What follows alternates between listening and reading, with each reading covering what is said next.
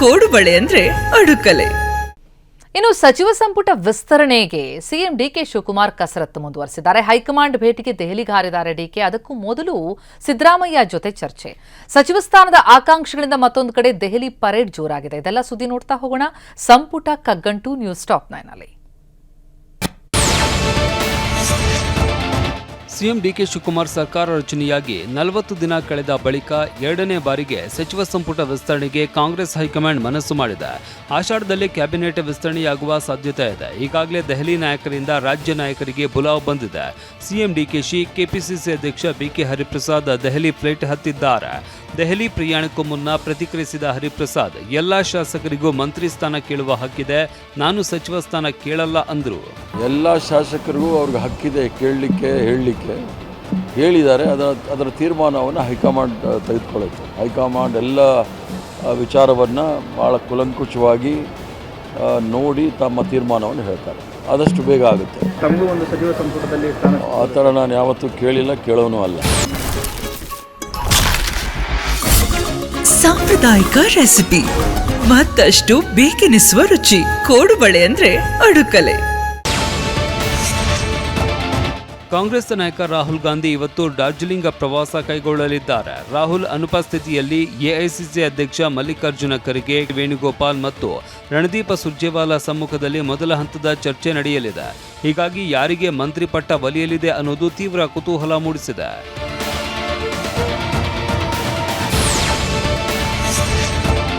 ಎರಡನೇ ಹಂತದ ಸಚಿವ ಸಂಪುಟ ವಿಸ್ತರಣೆಗೆ ಡಿಕೆ ಶಿವಕುಮಾರ್ ಕಸರತ್ತು ನಡೆಸ್ತಾ ಇದ್ದಾರೆ. ದೆಹಲಿಗೆ ತೆರಳುವ ಮುನ್ನ ಹಾಲಿ ಸಿಎಂ ಡಿಕೆ ಮತ್ತು ಮಾಜಿ ಸಿಎಂ ಸಿದ್ದರಾಮಯ್ಯ ಚರ್ಚೆ ನಡೆಸಿದ್ದಾರೆ.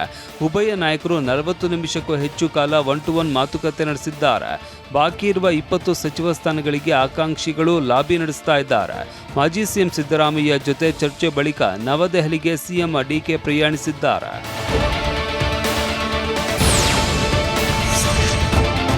ಸಚಿವ ಸಂಪುಟ ವಿಸ್ತರಣೆ ಗರಿಗೆದರಿದೆ. ಸಿದ್ದರಾಮಯ್ಯರನ್ನ ಹೈಕಮಾಂಡ್ ಕರೆದರೆ ಹೋಗುತ್ತಾರೆ ಅಂತ ಡಿಸಿಎಂ ಪರಮೇಶ್ವರ್ ಹೇಳಿದ್ರು.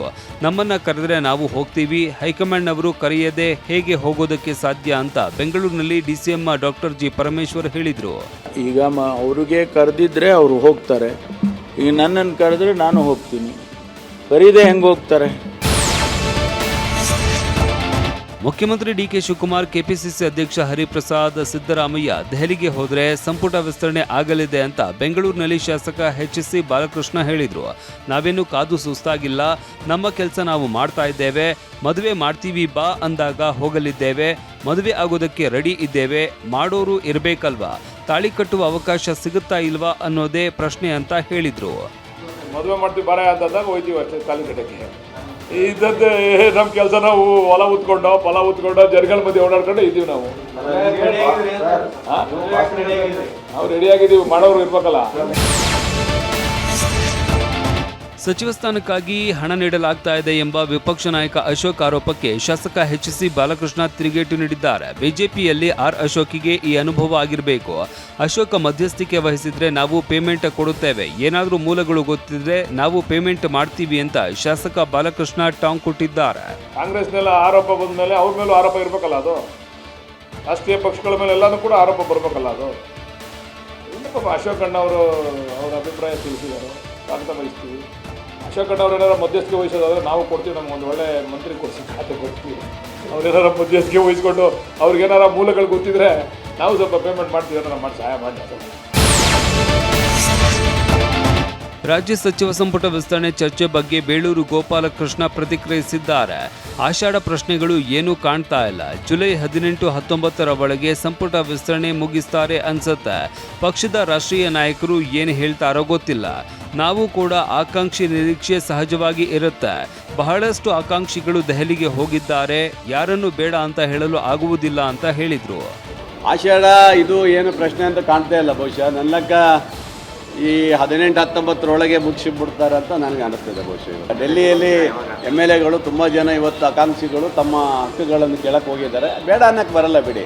ತಮ್ಮ ಕ್ಷೇತ್ರದಲ್ಲಿ ಜಿಲ್ಲಾವಾರು ಕೊಡಿ ಅಂತ ಕೇಳಕ್ಕೆ ಹೋಗಿದ್ದಾರೆ, ಸಮಾಜವಾರು ಕೇಳಕ್ಕೆ ಹೋಗಿದ್ದಾರೆ. ಅದಕ್ಕೆ ನಾ ಯಾವುದೂ ಬೇಡ ಅನ್ನೋಕ್ಕಾಗೋದಲ್ಲ. ಖಂಡಿತ ನಾನು ಹೋಗ್ಬೇಕಂತ ಇದ್ದೇನೆ, ನೋಡೋಣ. ಕಾಂಗ್ರೆಸ್ ಪಕ್ಷದಲ್ಲಿ ಸೂಟ್ಕೇಸ್ ಸಂಸ್ಕೃತಿ ಇಲ್ಲ ಅಂತ ಮೈಸೂರಿನ ಚಾಮುಂಡಿ ಬೆಟ್ಟದಲ್ಲಿ ಸಚಿವ ಡಾಕ್ಟರ್ ಯತೀಂದ್ರ ಹೇಳಿದ್ದಾರೆ. ಸೂಟ್ಕೇಸ್ ಕೊಟ್ಟರೆ ಮಂತ್ರಿ ಸ್ಥಾನ ಕೊಡ್ತಾರೆ ಅನ್ನೋದು ಸುಳ್ಳು. ಈ ಬಗ್ಗೆ ಆರೋಪಿಸಿರುವ ವಿಪಕ್ಷಗಳಲ್ಲೇ ಸೂಟ್ಕೇಸ್ ಸಂಸ್ಕೃತಿ ಇದೆ ಅಂತ ಅಶೋಕ್ ಆರೋಪಕ್ಕೆ ಯತೀಂದ್ರ ತಿರುಗೇಟು ಕೊಟ್ಟಿದ್ದಾರೆ.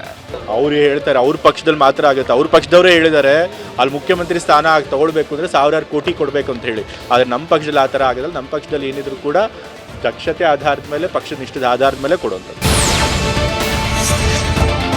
ಸಿಎಂ ಡಿಕೆ ಶಿವಕುಮಾರ್ ಸರ್ಕಾರದ 2.0 ಸಂಪುಟ ವಿಸ್ತರಣೆಗೆ ಮುಹೂರ್ತ ಫಿಕ್ಸ್ ಆದಂತೆ ಕಾಣ್ತಾ ಇದೆ. ದೆಹಲಿಗೆ ಸಿಎಂ ಡಿಕೆ ಶಿವಕುಮಾರ್ ಸೇರಿದಂತೆ ಹಲವು ನಾಯಕರು ಹಾರಿದ್ದಾರೆ. ಇನ್ನೊಂದು ಕಡೆ ದೆಹಲಿಯಲ್ಲಿ ಬೀಡು ಬಿಟ್ಟಿರುವ ಹಲವು ಸಚಿವ ಸ್ಥಾನ ಆಕಾಂಕ್ಷಿಗಳು ಲಾಬಿ ಮಾಡ್ತಾ ಇದ್ದಾರೆ. ಇವತ್ತು ನಿಗದಿಯಾಗಿದ್ದ ಸಚಿವ ಸಂಪುಟ ಸಭೆ ಮುಂದೂಡಲಾಗಿದೆ. ಕೋಡುಬಳೆ ಅಂದ್ರೆ ಅಡುಕಲೆ.